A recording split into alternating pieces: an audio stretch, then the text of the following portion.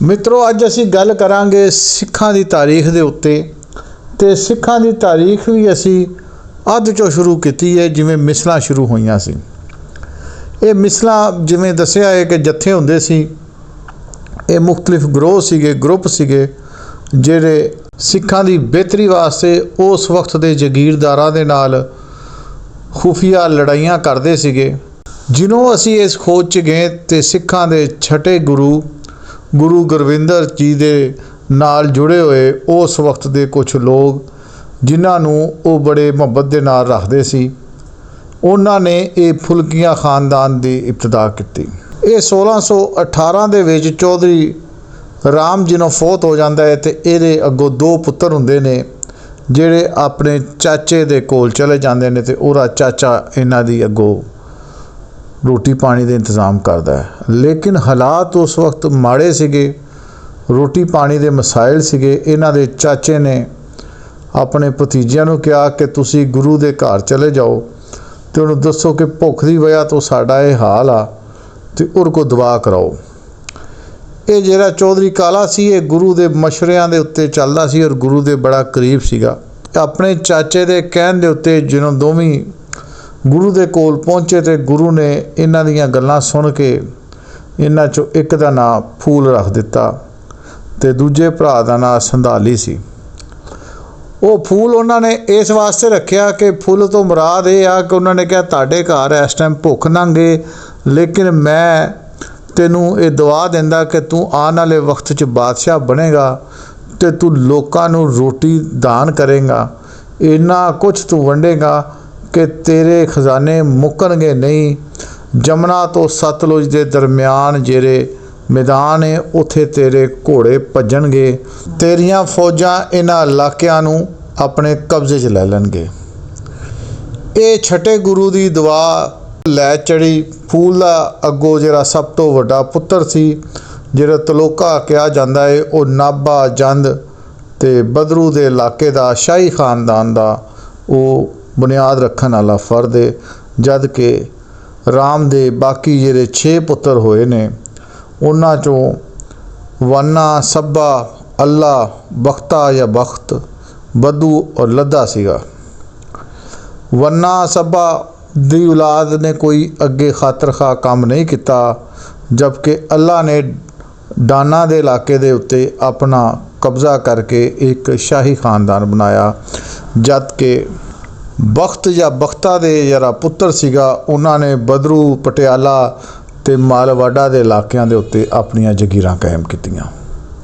अगों चल के ये खान दे विच आला सिंह ते दूजे बन्ने बख्त दे पुत्र मान सिंह ने ये पटियाला रियासत की बुनियाद रखी। ते अगे चल के जिन्हों असीं देखते हाँ तो ये 6 रियासतां की मुश्तरका एक स्टेट बनी जिन्हां च पटियाला, जंड, कपूरथला, नब्बा, फरीदकोट ते मलवाड़ा शामिल सी।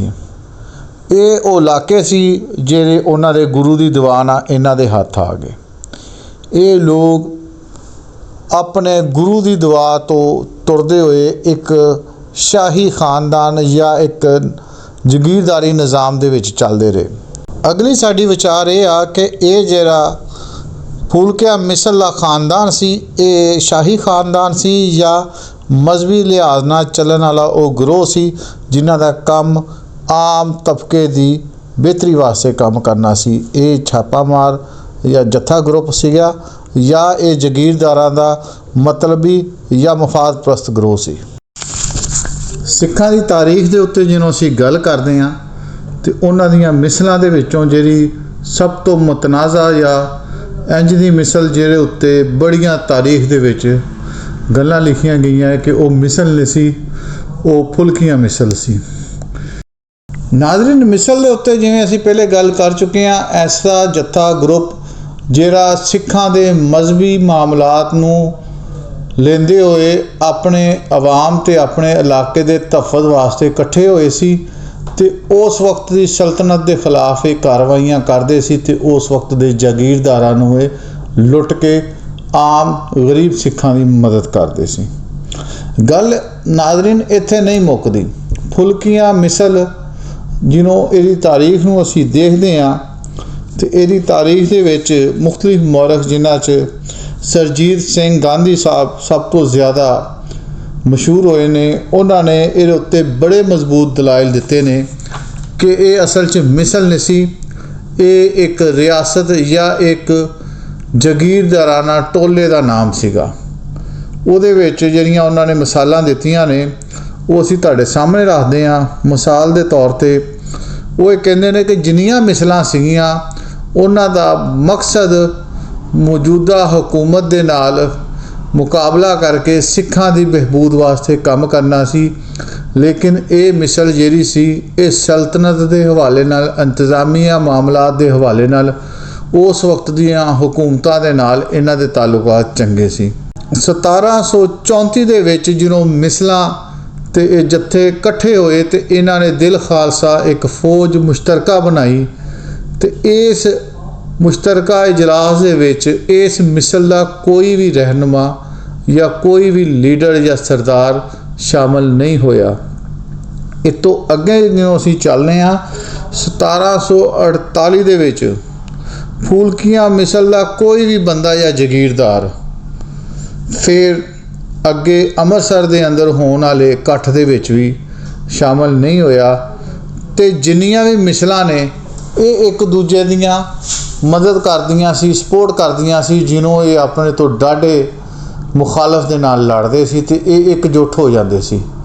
ਲੇਕਿਨ ਫੁਲਕੀਆਂ ਮਿਸਲ ਦੇ ਹਵਾਲੇ ਨਾਲ ਅਸੀਂ ਜਿਹਨੂੰ ਦੇਖਦੇ ਹਾਂ ਇਹ ਜਾਂ ਦੂਸਰੀ ਮਿਸਲਾਂ ਦੇ ਨਾਲ ਫੌਜੀ ਇਤਿਹਾਦ ਜਾਂ ਫੌਜੀ ਬੈਕਗਰਾਉਂਡ ਨਹੀਂ ਸੀ ਹੈ। ਇਸੇ ਤਰ੍ਹਾਂ ਅਸੀਂ ਜਿਹਨੂੰ ਦੇਖਦੇ ਹਾਂ ਕਿ ਜਿਹੜੀ ਫੁਲਕੀਆਂ ਮਿਸਲ ਆ ਇਹ ਬੇਸਿਕਲੀ ਫੁਲਕੀਆਂ ਰਿਆਸਤ ਦਾ ਤੇ ਨਾਮ ਦਿੱਤਾ ਜਾ ਸਕਦਾ ਜਾਂ ਜਗੀਰ ਟੋਲਿਆਂ ਦਾ ਨਾਮ ਦਿੱਤਾ ਜਾਂਦਾ ਹੈ। ਇਹਨਾਂ ਨੇ ਜਿਹਨੂੰ ਆਪਣਾ ਸਿੱਕਾ ਰਾਇਜ ਕੀਤਾ ਤੇ ਇਹਨਾਂ ਨੇ ਆਪਣੇ ਕਿਸੇ ਵੀ ਗੁਰੂ ਦਾ ਨਾਮ ਨਹੀਂ ਲਿਖਿਆ, ਬਲਕਿ ਇਹ ਉਸ ਵਕਤ ਦੁਰਾਨੀ ਜਾਂ ਮੁਗਲਾਂ ਦੇ ਜਿਹੜੇ ਹੁਕਮਰਾਨ ਸੀ ਉਹਨਾਂ ਦਾ ਨਾਮ ਸਿੱਕੇ ਉੱਤੇ ਲਿਖਦੇ ਸੀ। ਇਹ ਇਸੇ ਤਰ੍ਹਾਂ ਅਸੀਂ ਜਿਹਨੂੰ ਅੱਗੇ ਜਾ ਕੇ ਦੇਖਦੇ ਹਾਂ ਤੇ ਇਹ ਜੱਥੇਵਾਰ ਹਮਲਾ ਗਰੋਹ ਨਹੀਂ, ਇਹ ਇੱਕ ਇੰਤਜ਼ਾਮੀ ਜਗੀਰਦਾਰਾਂ ਦਾ ਗਰੋਹ ਸੀ ਜਿਨ੍ਹਾਂ ਨੇ ਆਪਣੇ ਤਹਫੁਜ਼ ਵਾਸਤੇ ਉਸ ਵਕਤ ਇੱਕ ਗਰੁੱਪ ਲੜਾਈ ਵਾਲਾ ਬਣਾਇਆ ਸੀ ਜਿਹੜਾ ਇਹਨਾਂ ਦੇ ਨਾਲ ਮਿਲ ਕੇ ਇਹਨਾਂ ਦਾ ਤਹਫੁਜ਼ ਕਰਦਾ ਸੀ। ਇਹਨਾਂ ਨੂੰ ਮੁਰਾਦ ਲੈਣ ਦਾ ਤੇ ਮੁਰਾਦ ਦੇਣ ਦਾ ਤਜਰਬਾ ਸੀ।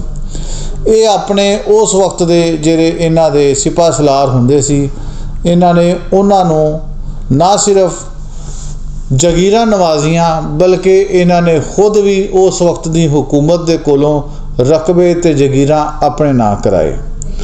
ਇਸੇ ਤਰ੍ਹਾਂ ਇਹ ਜਿਹੜੀ ਮਿਸਲਾਂ ਸੀਗੀਆਂ ਇਹਨਾਂ ਦਾ ਮਕਸਦ ਮਜ਼ਹਬੀ ਪਾਬੰਦੀਆਂ ਦੇ ਹਵਾਲੇ ਨਾਲ ਜਾਂ ਇਲਾਕਾਈ ਪਾਬੰਦੀਆਂ ਦੇ ਹਵਾਲੇ ਨਾਲ ਹਕੂਮਤ ਵਕਤ ਦੇ ਨਾਲ ਲੜਨਾ ਸੀ, ਜਦ ਕਿ ਇਹ ਫੁਲਕੀਆਂ ਮਿਸਲ ਦੇ ਅੰਦਰ ਇਹ ਇਲਾਕਾਈ ਲਿਹਾਜ਼ ਨਾਲ ਇਹ ਉਸ ਵਕਤ ਦੀ ਹਕੂਮਤ ਦੇ ਨਾਲ ਮਿਲ ਕੇ ਕੰਮ ਕਰਦੀ ਸੀ।